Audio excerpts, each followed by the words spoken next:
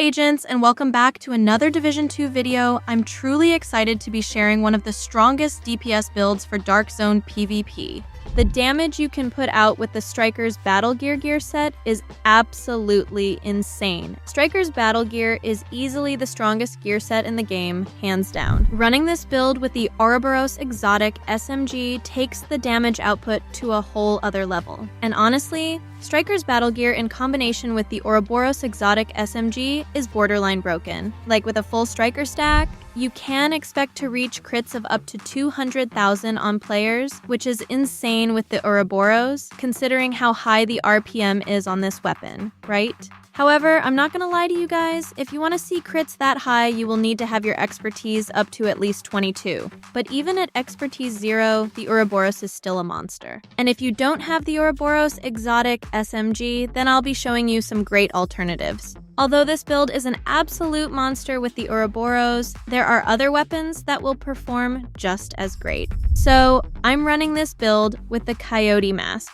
The Coyote Mask is nice to have because it will give you 25% critical hit damage by just having it equipped right off the bat. And since I'm also running an assault rifle as my secondary weapon, the Shield Splinterer, it makes the Coyote Mask more beneficial to have because you will be getting even more critical hit chance and damage the further you are from an enemy. So I have both critical hit chance and damage maxed out for the mask. And one thing to note is that since you will be getting an increase in your critical hit chance from the Coyote Mask, it would be in your best interest not to be completely capped at 60% critical hit chance. What I do, and what I recommend you do as well, is once you reach anywhere from 44 to 52 critical hit chance, stop adding critical hit chance and add more critical hit damage. So you may just want to add critical hit damage mods, for example. Unfortunately for me though, from the lack of better pieces, my base critical hit chance is 58%. What makes this build great is not just the high amount of damage it can deal out, but this build also has a decent amount of survivability. Having the named Bellstone Armory vest,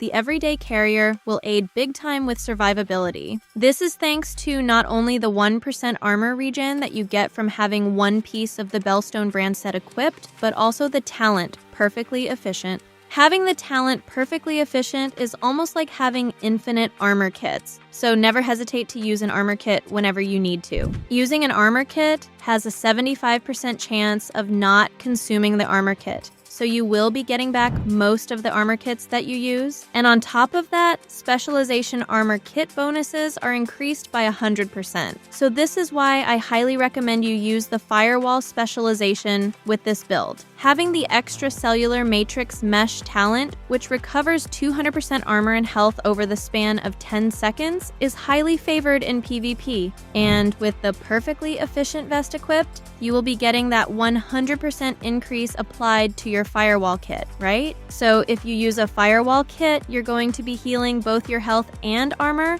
rapidly. This is why people complain and say things like, oh, they're not taking any damage, or oh my god, you're such a cheater, I'm gonna report you, not realizing that I just used an armor kit. Some people are funny. But anyway, don't be surprised if you get called a cheater using this build, just thought I'd mention that. Now, for those of you who are new and don't know, having 2 pieces of Striker's battlegear will give you 15% weapon handling, 3 pieces will give a 15% increased rate of fire, and 4 pieces will unlock the Striker's Gamble talent. The Striker's Gamble talent is incredible, and by having the Striker backpack equipped, you will be dealing out even more damage. So originally, you get a 0.65% increased weapon damage bonus per weapon hit with the Striker's Gamble talent active, right?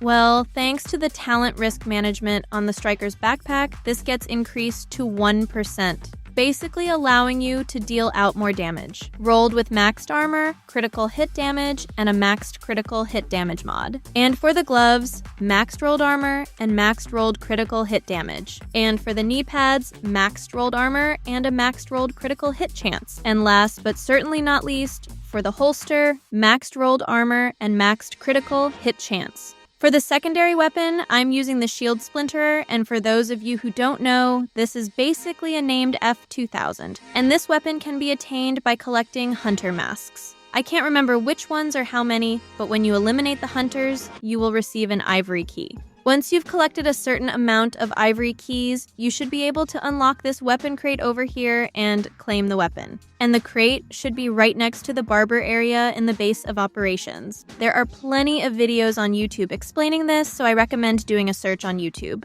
But yeah, this weapon is excellent because it comes with the talent Perfect Optimist, and as many of you know, this talent is highly favored, especially in PvP, and rightfully so because of how effective it is. You will gain 4% increased weapon damage as opposed to 3% with just the regular Optimist for every 10% ammo missing from the magazine. This is an amazing weapon, and if you don't have it, then I highly recommend getting it. It is definitely worth the grind. But if you don't have this weapon, any AR with a decent RPM will work great. And a good replacement for the Ouroboros are any of the vectors, including the named Dark Winter Vector. But honestly, the Vector SBR 9mm will be the best. Just roll Optimist on this weapon and you're good to go. The Vector is a great alternative because of its high RPM. In fact, the Ouroboros is actually an exotic Vector, for those who don't know. For the skills, the Defender Drone and Decoy work great, but the Decoy may not fit your playstyle, so feel free to use an Explosive Seeker Mine for the secondary skill, or whatever works for you. The mods on my Defender Drone are Deflect Duration, Health, and Damage Reduction. The Defender Drone is great because it will help with your survivability in close-range combat. And for the Decoy, 7.5% health and 7.5% duration. And for the stats, 58.5% critical hit chance and 148% critical hit damage on the Ouroboros, 37.5% critical hit chance and 138% critical hit damage on the Shield Splinterer. So yeah, this is Prajna. Thanks so much for watching, and if you have any questions, please leave them down in the comment sections. Also, if you're new to the channel and enjoy content like this, consider subscribing. And turn on all notifications so you don't miss out on any future videos. Keep it cool and keep it classy. Peace out.